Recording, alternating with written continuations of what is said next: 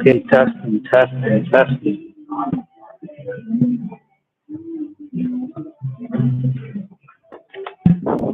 Testing, testing, testing, testing. Let's see if this is working. The guys just wanted to, I'm just making sure this is working and you can hear me. I just tried this about 30 minutes ago when I was just talking. Realized it wasn't working. Um, hold on.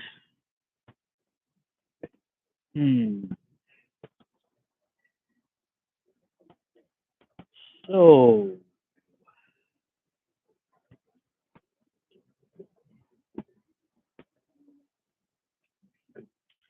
all right. Let's listen to. All right. Okay, perfect, perfect. I can hear myself this time. Okay, perfect, perfect.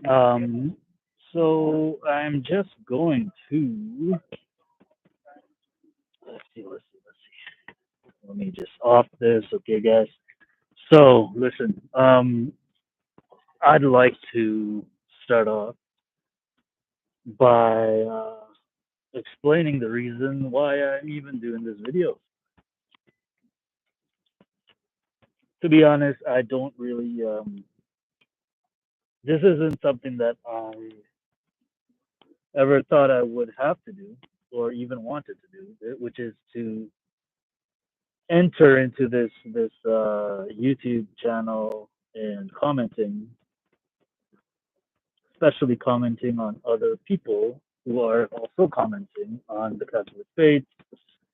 And essentially, the reason why I am doing this is to hopefully help people who are searching for the truth get out of the knot, the, I guess, the loop of entering into this battle of trying to figure out the truth, right? So, as you can see in the playlist, it's called Kanata Polar Ice. And it's part of my parody of this Bible. You can, basically, it's a parody of the Bible. But, for this time, so that people can even understand about it. And its principles that the Catholic faith created. I mean, not created, but deduced out of it, right? So,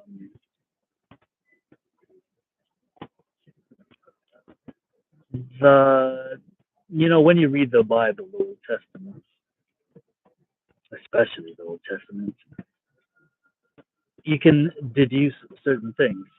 In the Catholic faith, they call this exegesis, exegesis,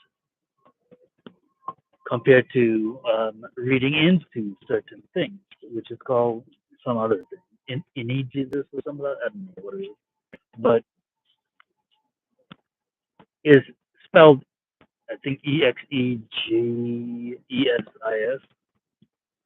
but yeah. So I've noticed that one of the things that people kind of try to ignore or not take into consideration is the actual encounter with God, with the subject, a subjective encounter of God, right? So give me a second. Let me just drink some water.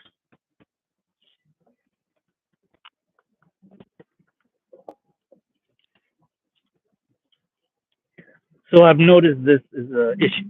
Okay, this is an issue that needs to be addressed because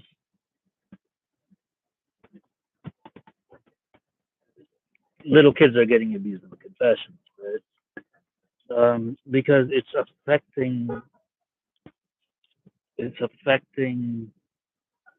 trying to figure out the truth, right?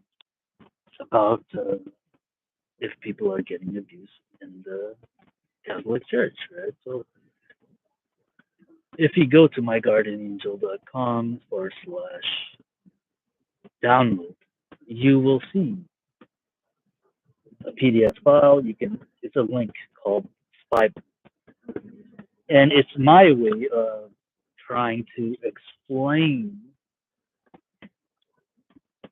what's missing in our attempt to fix this pedophilia issue. Right?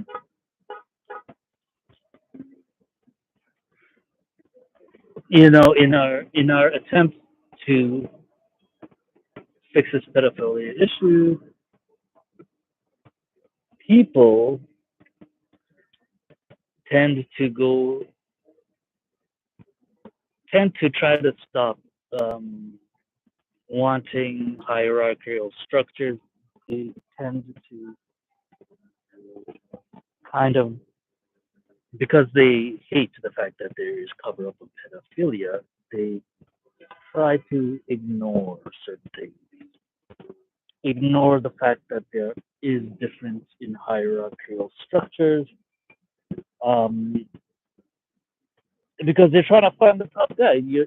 We are at the bottom and trying to fight the top, right? So we tend to not like that. We don't like people dominating us, right? And I'm trying to educate people that although we don't like it, we have to understand reality.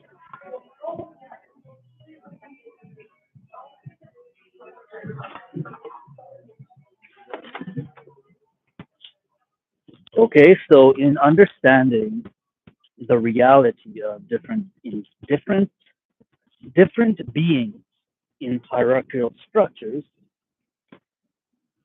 we can deduce certain things, certain ideas from the Bible that will help us understand the dynamics involved in trying to figure out this whole pedophilia issue and why we never get past certain points. And for example, for some reason, people in the Catholic faith, laity, think it's the job of the hierarchy to solve this issue, whether that's the police hierarchy or the government hierarchy or the Catholic Church, obviously the one doing it. So just to ground yourself in reality, the reality in any other subject matter, a person would think it's obvious that you can't have a hierarchical structure, an entity, police itself. So, I mean, in normal circumstances, everyday life, for example, you can't have a police in the civil government police itself, right? You're going to have something outside of it police itself. You can't have, you know, I mean, it's an obvious thing, right? That's why we have independent investigations and things like that, to prove something is happening or a cover up is happening. You know what I'm saying? So, in trying to solve this Catholic problem, okay, Pope Francis has done a good thing by telling the civil governments to investigate them instead of themselves investigating, trying to solve their own issue of cover up, because it's not going to happen, right?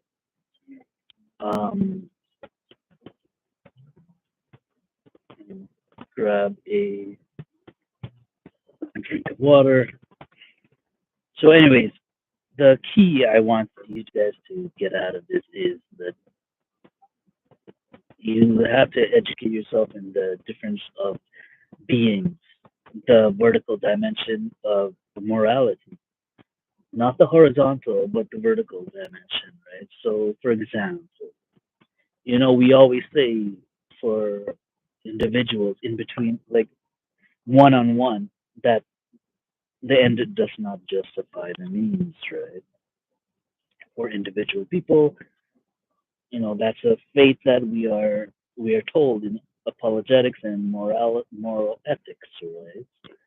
And it is rare that we figure out or even try to think that there are some cases where that's just not going to work, and we don't understand what that is, right? So for people who are against authority figures and hierarchical structure will also say, like, the top guy is not above the rules of the ends does not justify the means. But the reality is that in any hierarchical structure, they're gonna have more power when you take upon this role of a hierarchical structure. They have more power than they would have if they were just a normal civilian, right? They will be able to do things that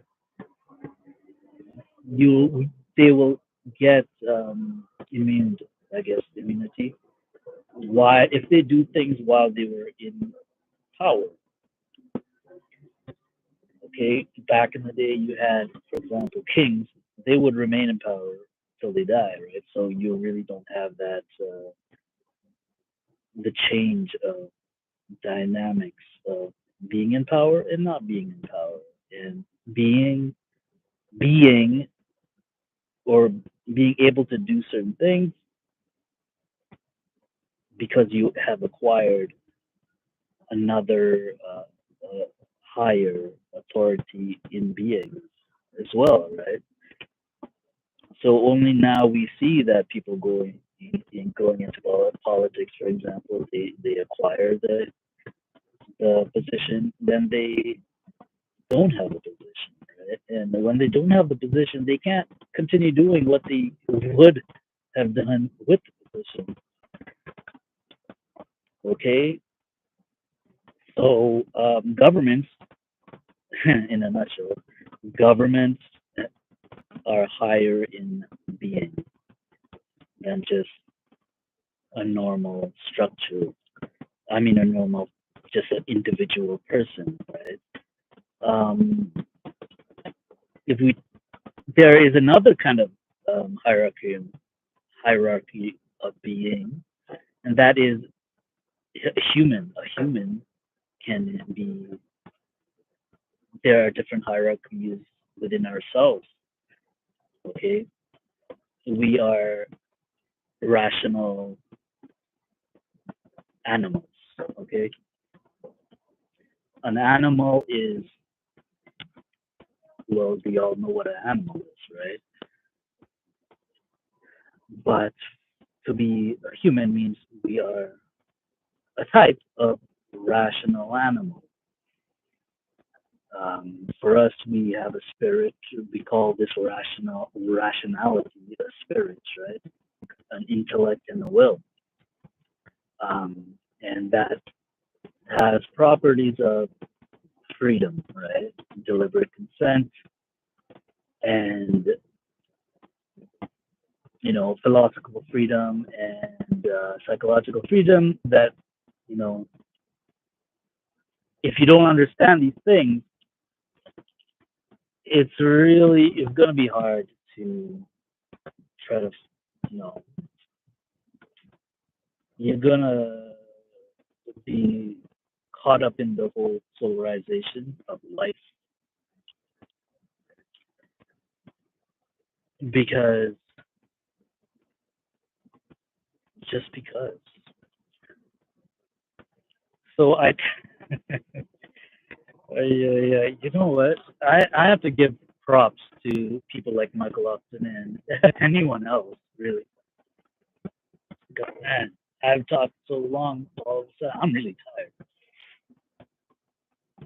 Like, usually, if you look at my podcast, myguardianangel.com on Spotify, I pause a lot because I use an iPad that's broken, and when the RAM gets full, it crashes, and then I have to redo it all over again. But now I'm doing live things, and I'm realizing how tiring this really is compared to those podcasts, which I suggest you go and watch uh, for a more in-depth analysis of what I'm trying to say, what I'm trying to tell you guys of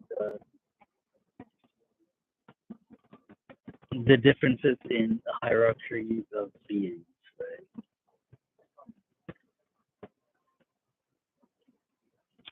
So let me just pause for like 20 seconds. Just give me a second, guys. I need to catch my breath. I have asthma. I mean, I had asthma when I was young, so I can't really talk too much without getting tired. Okay, so give me a second.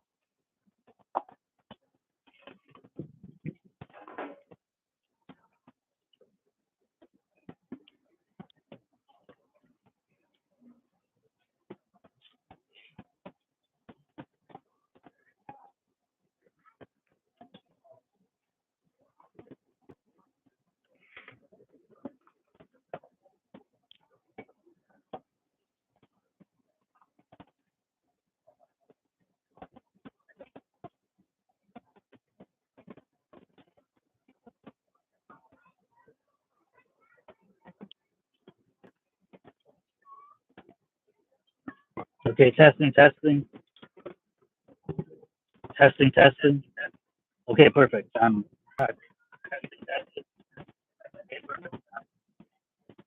Okay, so this important thing we need to learn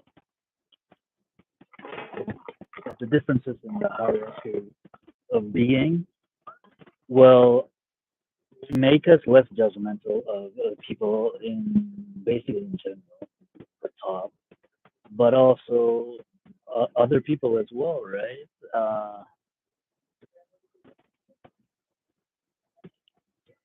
I had mentioned, you have the whole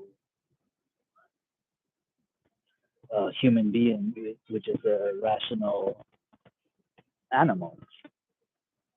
And I mentioned to you that the rational part of it is supposed to subordinate, is supposed to dominate the animal side. Okay, it doesn't mean that the animal side is a bad thing. It's just it needs to be dominated and governed by the rational aspect of the animal side of the human being, right? And that's why that's the difference between animals and us. Is they are irrational beings, right? They make decisions based on their instincts. We make our decisions on, we make abstractions. We we have, we can logically plan certain things, and we can decide what is more valuable and less valuable, and all these things come into play and help us govern our lives. So it is the same way with the difference in different hierarchies, right? So, okay, the whole point of this video was for me to talk about Michael Lofton. So Michael Lofton is a apologetic person, and he has helped me a lot in learning certain things, right? Things that other so-called apologetic people have not really taken into consideration, right? So he brings the nuances necessary that kind of like takes away for me polarization, right? Over polarization, over generalization of certain things. In my attempt and in my search for the truth, right? Um, it's been uh, really. I've struggled these 13 years trying to solve certain aspects of, um,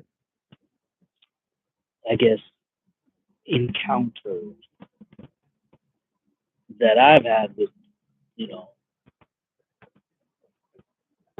the supernatural, the the to figure out certain things, right? Because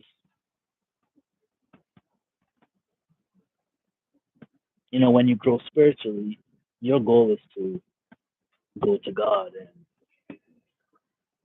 um, when you try to search for the truth in a formal way, it's hard to open up to the opposition of formal teachings, right?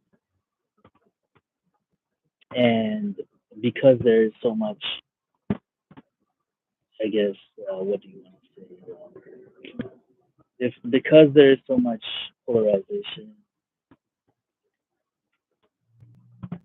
the majority of the time, people tend to stay in their comfort zone and look at evidence that confirms their deep held beliefs uh, that were created from the polarization. So this Michael Lofton guy, I mean, not just him, but other people have helped me. I when I search for the truth, I purposely look at the opposition, even though, even if people say, don't listen to the opposition, don't listen to this guy, um, I actually purposely now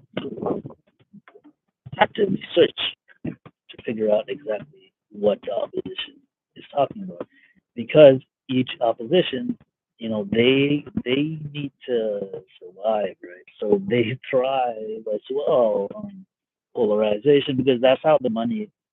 That's People are attracted to the battle.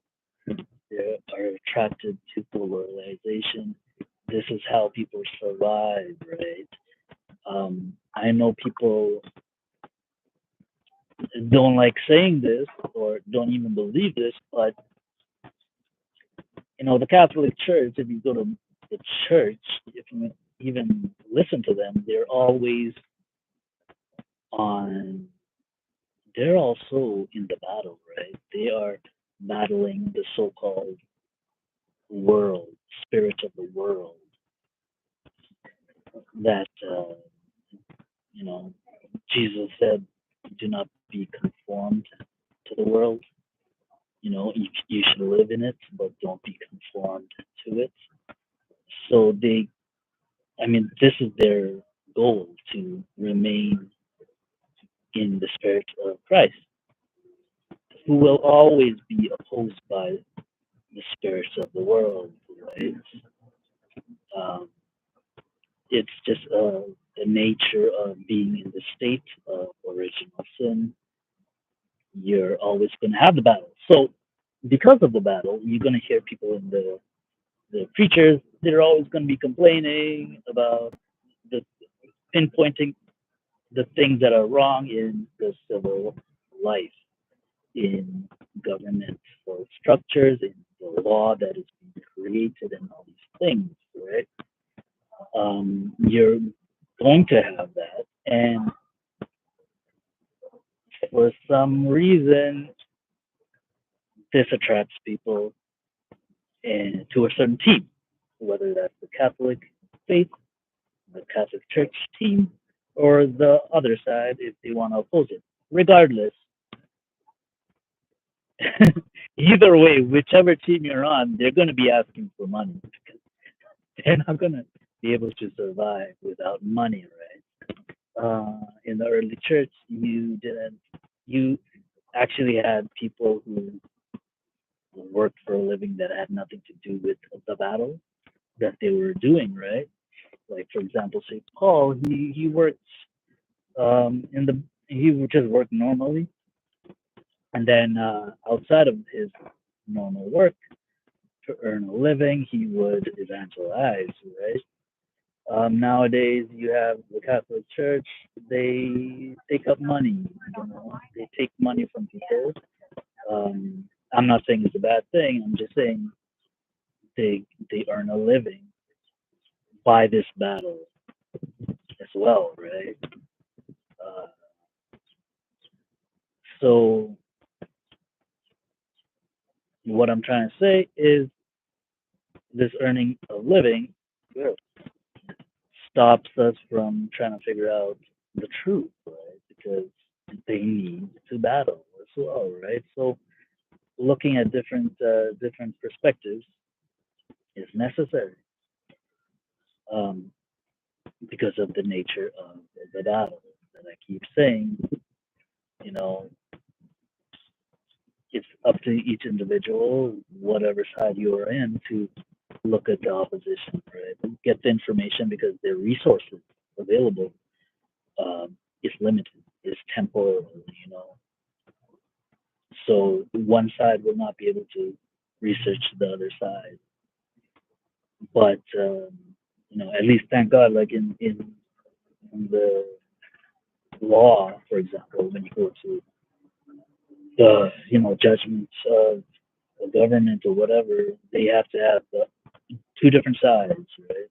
Prosecution and the person who defends, right? And it's a good thing you have even other people in the jury that even makes it more unbiased. Okay, so okay, the point of this is to say the point of this video is to point out certain things that Michael Lofton is not taking into consideration, and the part is the encounter that Pope Leo has said, as well as Pope Francis. Encounter is important when speaking about this. And what is this encounter, right? People can think encounter in different meanings, you know. If you think of the word encounter in the realm, in the subject, the realm of dating, it's a totally different encounter than the one that I believe the popes are speaking of. What I personally believe, they have not mentioned this explicitly, but I believe that they are speaking of the encounter with God. Um, Unfortunately, they don't explicitly say this, and people interpret that word differently. Unfortunately, you have people even in the church, in the Catholic sphere, or the priests, bishops, whatever, that may interpret it in a way that is more of a the way people in the dating realm interpret it, right? So unfortunately, they'll interpret it that way, that sense of the word encounter, which is gonna, I guess, perpetuate this whole pedophilia in the Catholic Church. Unfortunately, right? Even the Pope needs to explain what they mean by encounter, because if it is not an encounter with God, this whole pedophilia is gonna continue. People are going to interpret Pope Francis is talking about the smell of the sheep, that these pastors have to go and come back with the smell of the sheep, or basically the laity, on them, right? So you can have, unfortunately, you'll have pedophiles and sex abuse people trying to interpret it in that way. And it's a shame that the people at the top do not understand this, and they don't. I get it. Okay, you only have a certain amount of time to speak, right? So obviously, you're never going to. You can always get more and more nuance in your speech and saying in what sense you're speaking about certain things, right?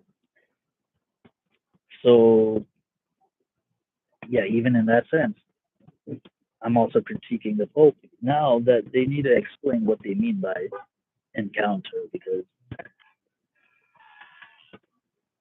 people would think of it as take it in a bad way, right? So yeah, so I mean, let's talk about Michael Lofton's discussion.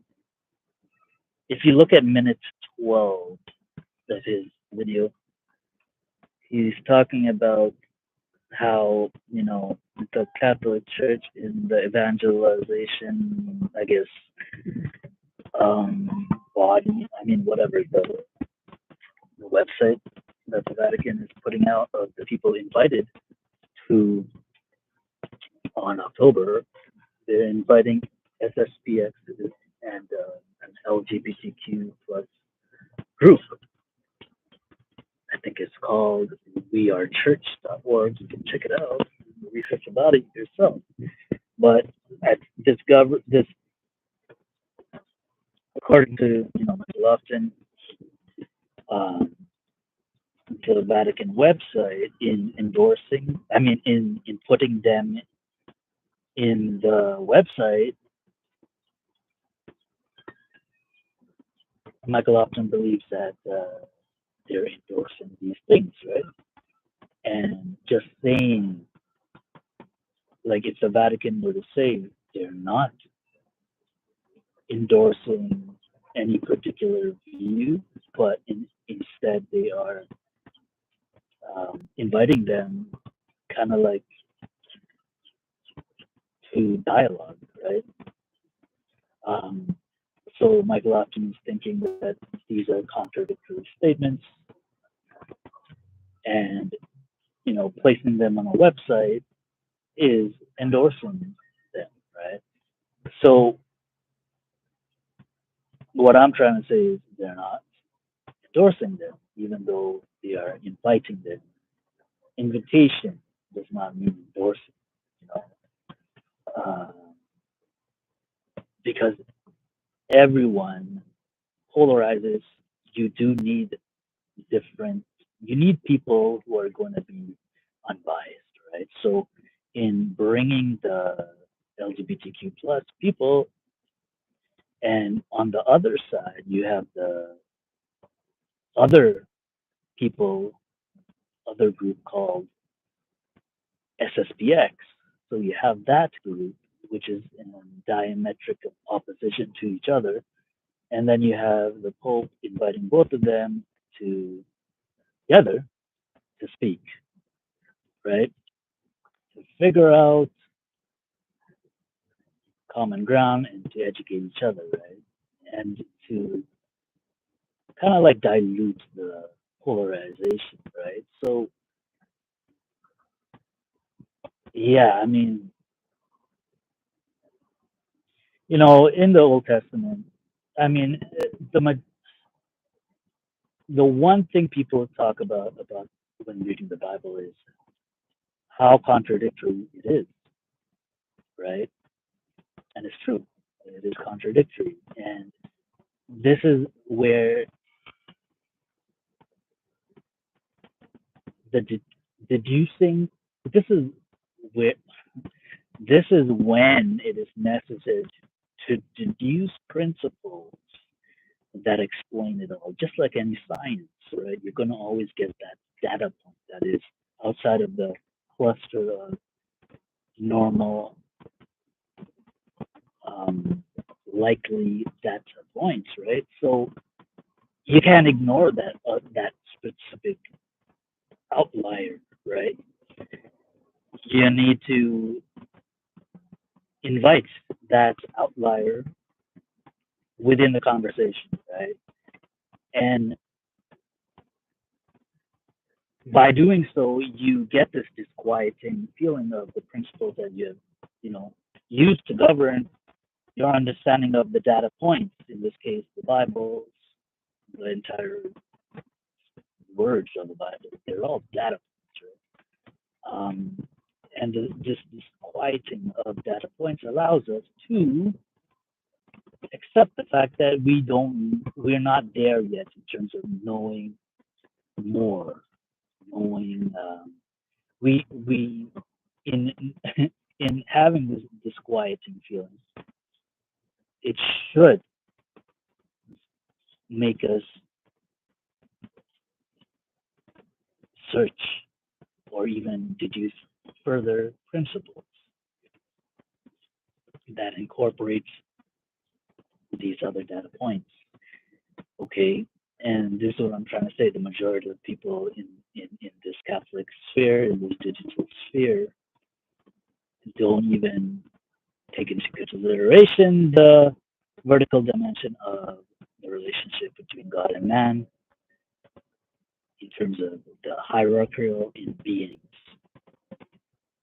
They don't take into this consideration, and that some people, like, the end does not justify the means. It only works when we're talking about equals in beings. Okay, so if you're looking at the vertical dimension, it is true that the ends, in some cases, do justify the means. For example, I'll give you an example. Just as I said, let's say we're talking about animals versus humans. Well, an animal is not an irrational being.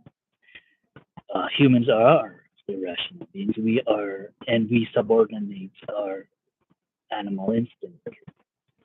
So just imagine an animal were to think and say, "Hey, I have rights as well," you know.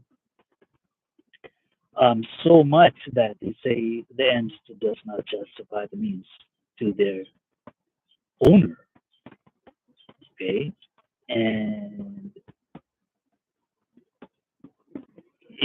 I mean, the dogs will not be our best friends if they were to do that because they will complain and eat our food, take over our. I'm actually just think this is a good comic book. Maybe I should make a story about this, about the dog, taking the human for a walk. You know what I'm saying? Like, is it the dog? Is the human taking the dog for a walk, or is the dog taking the human for a walk? And sometimes you see nowadays, I think it's the other way around. It has turned into the point of the dog taking the human for a walk, um, which is ridiculous if you think about it. But yeah, just think about this, right? I mean, even nowadays, you would think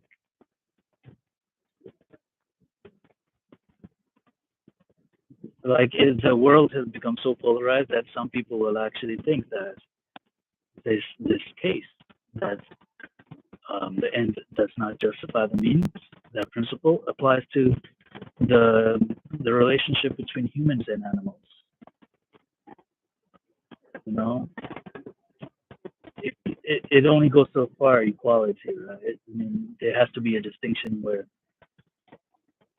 the human being can dominate the animal, whether it's within ourselves or pets or whatever. There is some sort of domination that needs to be done, and when we accept this domination, we can accept the fact that precisely because mankind believes they are equal, some people believe they are equal to their creator and think that the end does not justify the means in when the creator dominates its creation.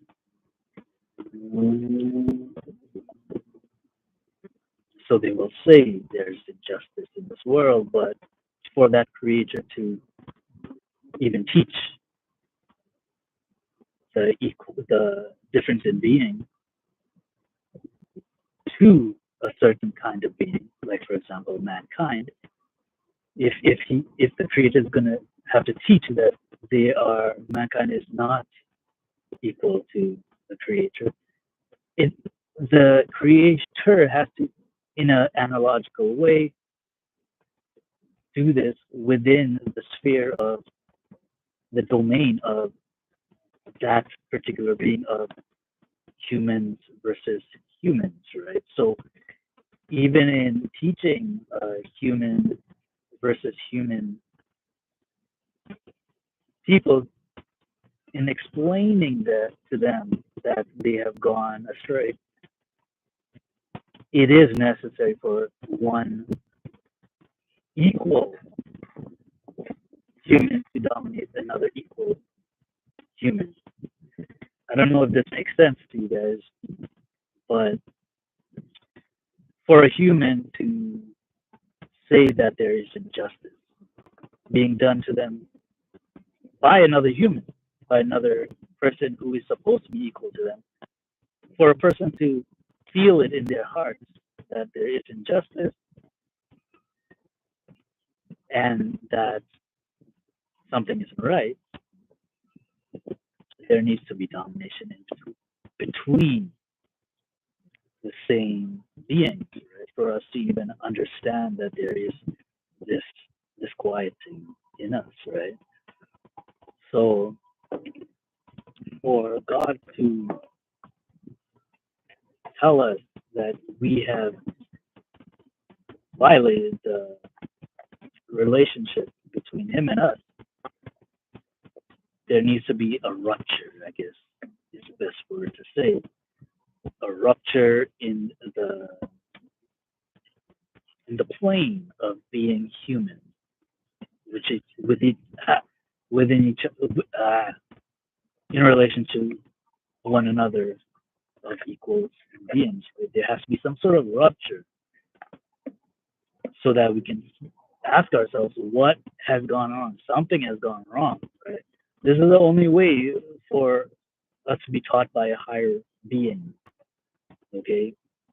Because that higher being can only communicate in the dimension of the being that is trying to teach, right? So, for example, for an animal, human beings can teach an animal something by, um, conditioning the animal, right? There's a psychological test about Pavlov's the dog. Basically, you beat up, you spank the pet, right? If it does something wrong and something right. So that that disquieting of the nature of the feeling should bring about the dog or whatever to realize that something is wrong, and it learns from the higher being, which is a human, that it shouldn't do something and it should do something. Cause and effect, right? If a violation has happened, a good pet owner will punish that dog as quickly as possible so that the dog can correlate what its action did prior to the punishment caused the punishment, right? Even if it's instinctual conditioning of that animal, it can be corrected, right? So the quicker mankind gets punished, the quicker mankind has inequality. In the quicker there's division, the quicker there's domination, um, the quicker they can return back to God. For example, some people are going to say what I'm saying is wrong, but right after the whole Pachamama incident in the Vatican, the what's it called? The that virus thing came about, right? And so this was a merciful action done by God. Okay, I know people think, oh, it's not done by God. whether it's permitted in its permissive will or as an active will. It doesn't matter. You read the Old Testament, there's so many things he does in his active will that, if he does it now, they wouldn't want to accept the fact that God does punish in his judgment. Judge in his justice, he punishes. But a lot of people, majority of Christians, won't want to believe this. But the quicker he does it, the the quicker we can learn and understand that there was something that happened that we violated, prior to being punished. Um, Now we have so many wars, right? There is injustice, yes. You have wars between nations where the ends does not justify the means, and yes, there is injustice. Um, but people will, they will battle this this battle, try to solve the issue, and go around and around in circles between the realm that has been ruptured, the dimension between nations that has been ruptured. Equal equality in nations, um, equality of the principles involved in the dimensions between nations and nations. It is true the end does not justify the means in that realm, that dimension of being nations, right? But you have to ask the question: has the dimension of the relationship between God and a nation has there been a violation between the God and the nation? And when this happens, okay, the best approach when we see injustice, when we see um, unjust wars, when we see violations in the horizontal realm between nations of equality, a good thing is to recollect and question: has a nation gone against a higher being? In this case, God, right? Have they violated something in relationship between God and that nation? And is God trying to quickly teach us a lesson by creating, whether it's permissive will or active will, one nation dominating the other? If anything, it is a call for us to figure out this, right? There will always be injustice in this world because there is always the violations of being in different hierarchical structures, and only for someone of the higher being of the hierarchical structure and being to teach the lesser being is for that teacher to teach in an analogical way within the horizontal realm of the equals of that being that they're trying to teach. Of course, majority of you are not going to understand this, okay, but it's necessary that you have to understand there is different principles. There's a vertical principle between uh, equal beings, but then there's the horizontal principle as well of higher beings and lower beings.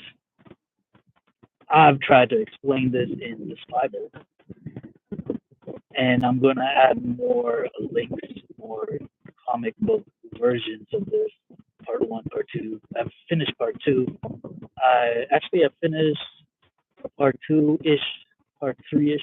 I don't know, but I'm gonna upload that so that you can have a kid's version of this, so you can truly understand what's going on when you see injustice.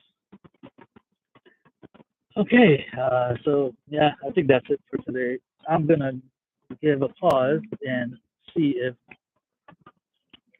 this YouTube live is even working. Because I don't even know if I'm just rambling on without. Maybe it's not even working. Let's see what happens. But if you don't hear from me anymore, that's the end of today's lesson. The end of what I have to say about the encounter that needs to be taken into consideration. Okay? All right. God bless. If you don't hear from me, God bless. See you later. Bye.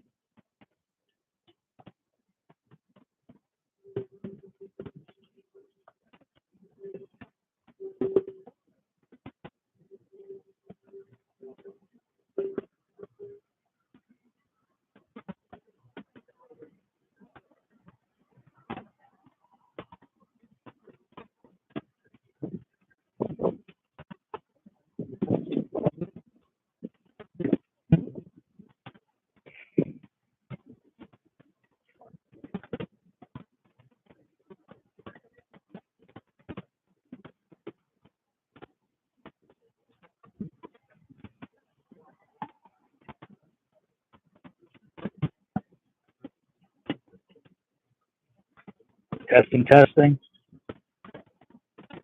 testing, testing. All right, guys. Good work. All right, see you. Bye.